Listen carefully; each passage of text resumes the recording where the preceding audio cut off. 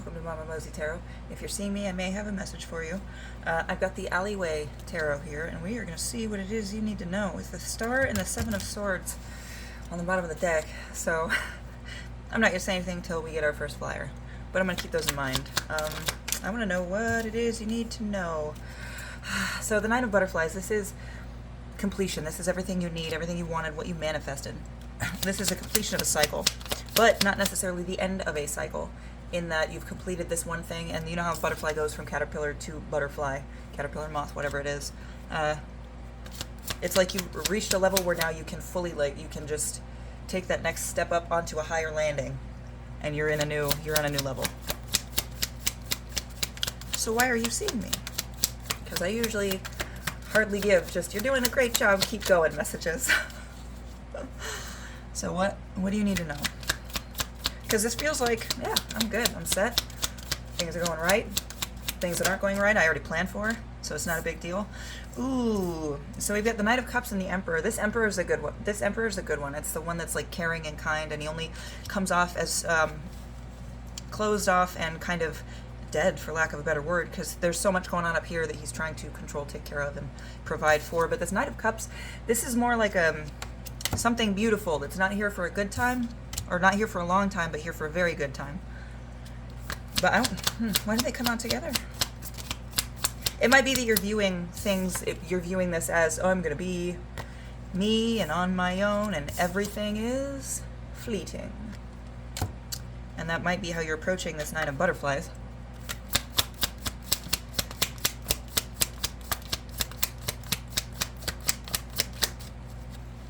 Bottom of the deck, we've got the King of Swords. So this card is usually a card of, the King of Swords defines what beauty is, like lists it, knows it, is in control of his mental faculties, and not in such a way that he's hurting other people with the power that he has. But I want to know why that was bottom of the deck energy. Oh, it might be like I was saying, these relationships, you're taking yourself as meant to be this emperor just on his own the whole time, and just enjoying the more quick social interactions without expecting any sense of, what is that word that I'm thinking of? No sense of continuation. It's like fleeting. It's very fleeting, and that's how you approach everything. That's what you define these relationships in your life as. And you kind of accepted it. You're like, it is what it is. So that sounds like you. Maybe we'll have a message for you. I don't know. These are taking forever. Yeah, I'm getting a real sense of, it's not necessarily malaise. It's like, the best way I can describe it is it is what it is. Somebody has completely come to the realization that they're not meant for something deeper, but I don't think that's true. So usually when people see me, it's they need a new mindset, new mentality, or something. So this chariot, the chariot can be a lot of things. The chariot is a card that can represent something returning. It can represent choices between one thing and another. It can represent the power and control that you have. This is victory. This is returning back victorious, coming back to your homelands in control of that beast that you were the only one that had the balls to go after. You know what I mean?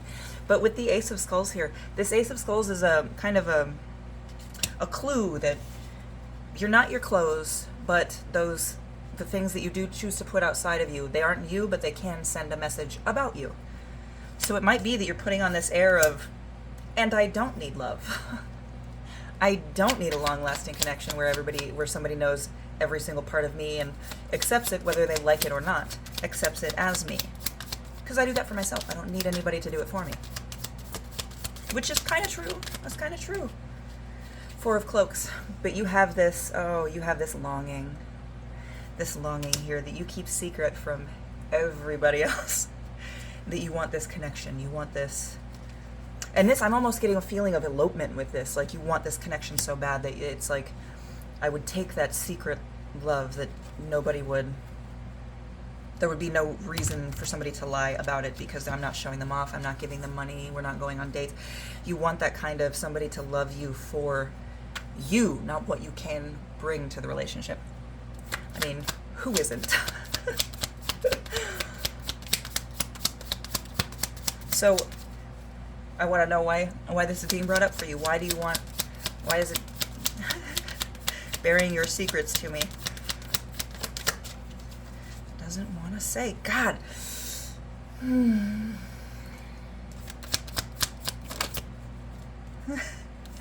Sagittarius. So it's kind of like you're proud of this whole, that you can accept it, that you see other people lamenting and pining for love so much, and you've accepted that it's not for everybody, so you think, and that you 100% don't need it. But with this Princess of Pentacles card energy, this is brat energy straight up. This Princess of Pentacles card, this is that little girl that didn't get the bike she wanted. Normally when she helps, when everybody else sees, she didn't get something she wanted, so she's pretending like the world is crashing down because she didn't get that one thing. This is different though, because it comes out with Sagittarius. It's like you're fine, like it's almost like a spiteful thing, like love's not for me. Okay. Oh yeah, no, sure, yeah, love's not for me. Yeah, I know. And it's like you just denounce it, and you had this feeling a long time ago that love wasn't for you, and you are denouncing it so much that it's like it's causing you to shorten connections instead of finding a path through the obstacle. It's like once you first see an obstacle or something you don't like about this person, or do something that you know that they're not going to like so that they skedaddle, and then you're like, oh, I knew it. Who called it? Me.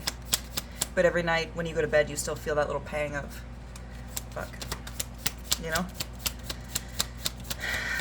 Oh, wait, I won't say every night. I'll say it'll hit you like once a month where you're like, fuck, I'm fucking lonely, man.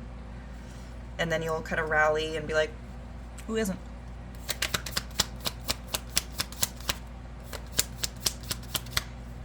And I'm really, God, I really get a sense of like pride about it. Ooh. Okay, so we just had Ophiuchus come out. And like I was saying, it laid right across that King of Swords and the Chariot and the Four of Cloaks. The Ophiuchus is pining for something, wanting something so much that it's starting to affect how things interact. Now, for some of you, this is a lesson learned about how to handle venom, and this is how you handle the venom that you associate as a duality of love. But... and we're going to go with those because I feel like this is more, instead of just being like, oh, well, you had this pain happen to you. This is more like, yeah, you had this pain happen to you, but you need to learn how to deal with it. Ophiuchus is also a card of somebody showing you how to deal with the venom that you have been injected with, the pain that you're dealing with, and the experiences that you've had. Somebody that helps you understand understand that. And it might, okay, it's that you, and I just laid it on top of that. I wish I could move that camera, but I'm not going to because I'm in polite company. Look at this Emperor. You know how I said that Emperor was you, and then Ophiuchus has a shovel as well? There is shit you need to handle with this, how you approach love and how you connect with people. You might think that it's fleeting and it needs to be short and nobody needs to get attached or really know anything about anybody else, but you are depriving, I'm going to hit your ego first, you are depriving the world of you. There are people that need to hear how you think. Of course, not everybody, but there are people that are meant to hear how you think and why you think the way that you do, and it is meant to help guide them in one way or another. But until you deal with this poison and let go of that tentacle that has a firm grasp on you that you like to pretend is not there, your messages are going to come across as convoluted and kind of are going to be poisoned with your own bias. You've got to rid yourself of that tentacle of inauthenticity. Pretending like you don't want love while pining after it secretly causes a conflict in you. It is that dichotomy there, I feel, really kind of like when people are lying and they're like, no, I totally did that, or yeah, I took the chicken out. It causes a disharmony in the body. And we just had 4 cards fly out in 2 groups of 2, and I've been seeing 2s everywhere, so 2, 2, 2 might be significant.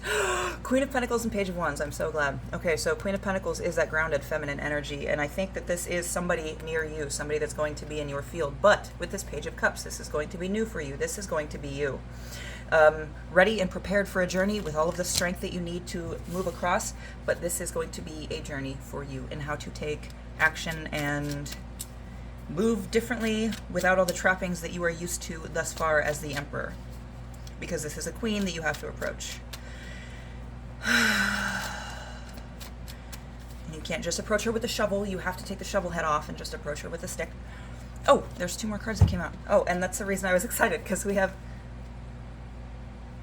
the Lovers, and then behind that, the 5 of Wands. So, this is not going to be like this grounded person who is just everything you need. This is going to be a fully realized person on their own. So there's going to be things that you have to deal with as well, and this can cause conflict, but covered over by love. I think really, really powerful imagery there.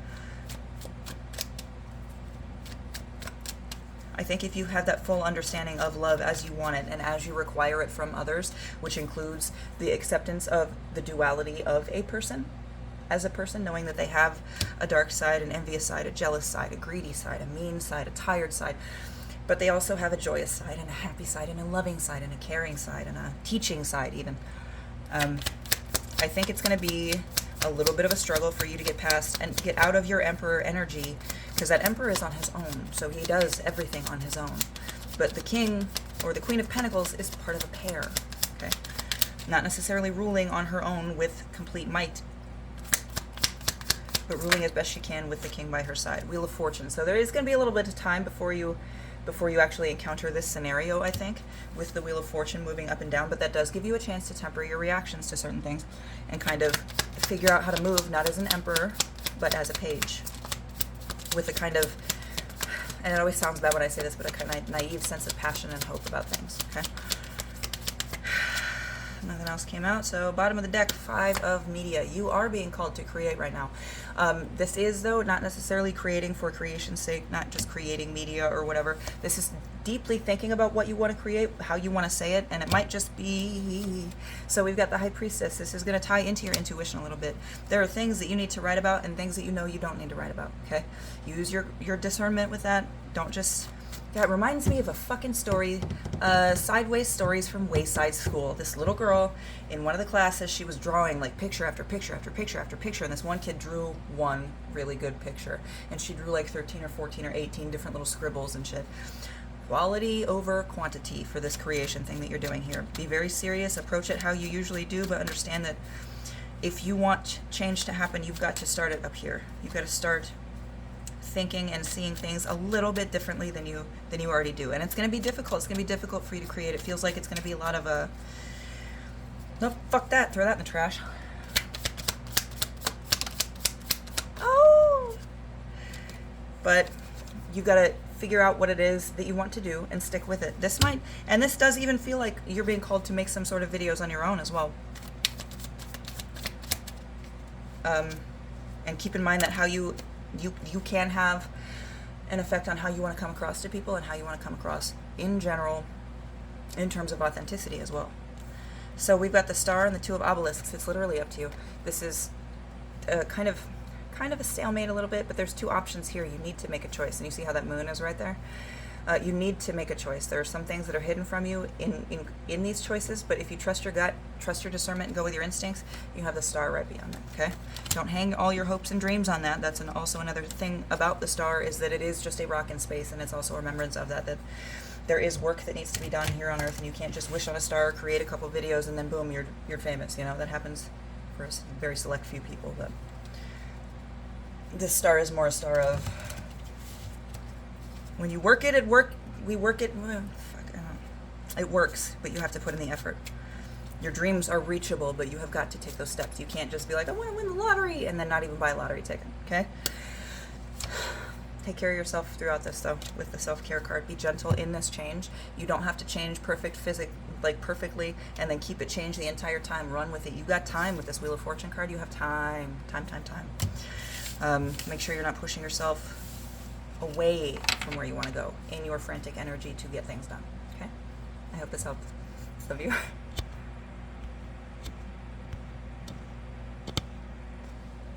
It's locked. Fucking... Oh yeah, use this fucking screen.